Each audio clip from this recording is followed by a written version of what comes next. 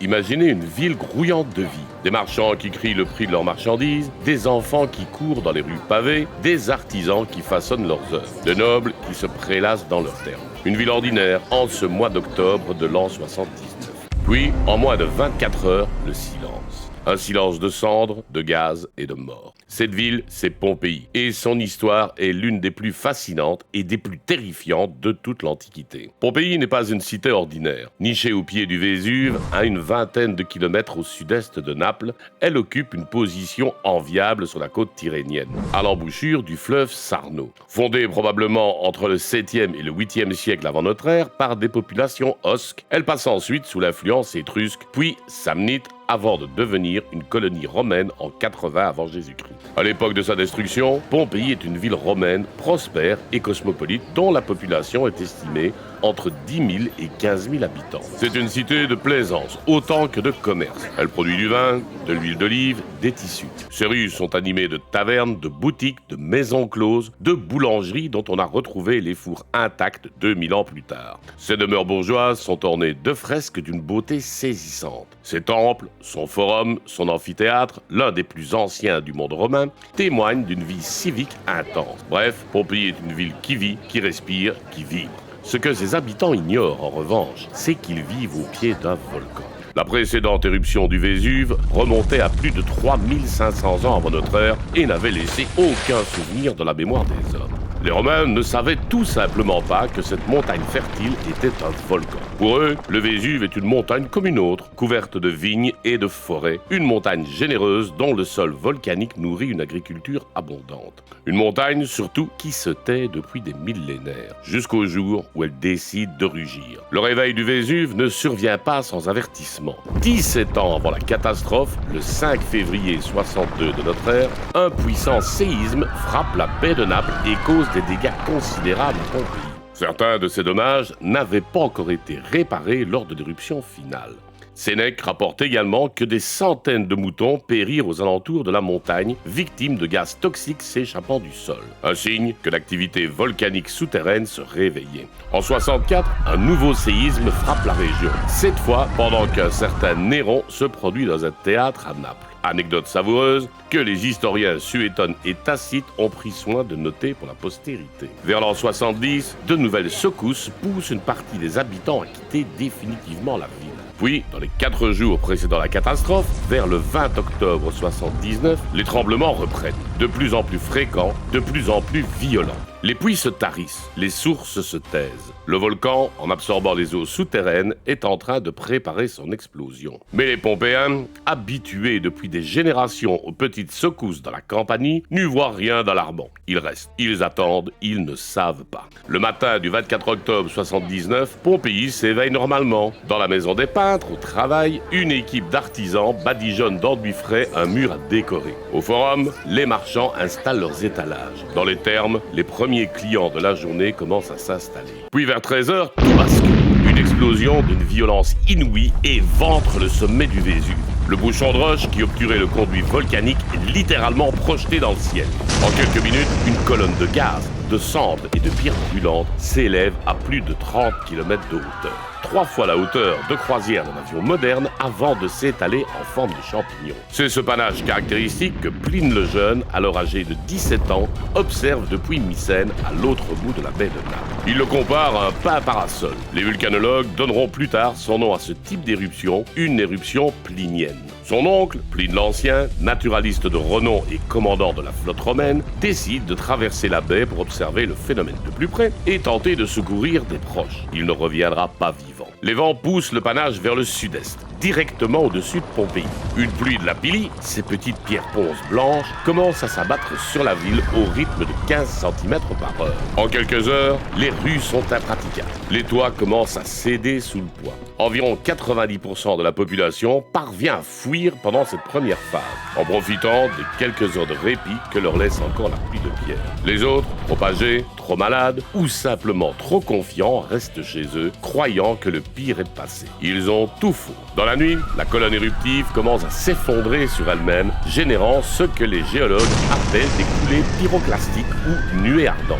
d'immenses vagues de gaz surchauffés, de cendres et de fragments rocheux qui dévalent les flancs du volcan à des vitesses pouvant dépasser plusieurs centaines de kilomètres par heure à des températures supérieures à 300 degrés Celsius. Au cours de la nuit et au début du jour suivant, le 25 octobre, la colonne éruptive s'effondre à 6 reprises. Herculanum, ville voisine située plus près du cratère, est la première à être frappée, ensevelie sous plus de 20 mètres de matière pyroclastique. Ceux qui avaient cherché refuge sous les voûtes du port pour attendre les bateaux de secours périssent instantanément, victimes du choc thermique. Puis vient le tour de Pompéi. Les nuées ardentes balayent la ville l'une après l'autre à l'aube du 25 octobre. La quatrième est la plus dévastatrice. Elle asphyxie et brûle les derniers survivants, renverse les étages supérieurs des maisons, brise les statues, fait exploser les jarres de vin. En quelques minutes, c'est terminé. À la fin de l'éruption, l'épaisseur de dépôts pyroclastiques atteint environ 4 mètres. Pompéi a cessé d'exister. Elle ne sera redécouverte en grande partie par accident qu'au XVIIIe siècle, soit près de 1700 ans plus tard. Combien ont péri? Sur la superficie fouillée de Pompéi, les corps de 1150 victimes ont été découverts, auxquels s'ajoutent 250 autres dans les zones suburbaines. Mais ce chiffre est sans doute très en dessous de la réalité. Au total, en près de 24 heures, le Vésuve entraîne la mort de plusieurs milliers de personnes dans les villes et les campagnes du golfe de Naples. En comptant Herculanum, Oplontis, Stabise et les zones rurales alentours, les historiens estiment que la catastrophe a fait entre 15 000 et 20 000 victimes.